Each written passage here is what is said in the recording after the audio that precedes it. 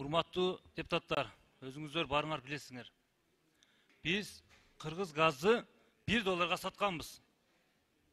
Ошол убактагы келишимдердин бирин да аткарган жок.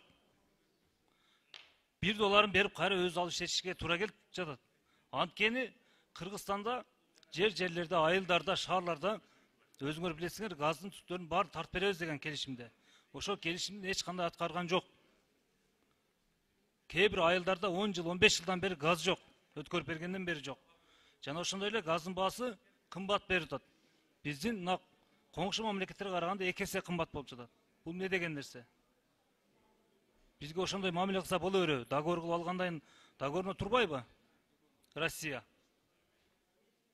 Ошондуктан мен бүгүн протокол тапшырма берет элем, урматтуу төрага. Ошол Кыргыз газдын, Газпромдун башчыларын бул жерге чакырсаңыз, кененирээк маалымат алайлы. Күн тартибине киргизип койлу. Күн тартибинде бүгүн аз эле маселе бар экен. Бүгүн чакырып кенен маалымат алайлы. Рахмат, протокол тапшырма берип койсоңуз.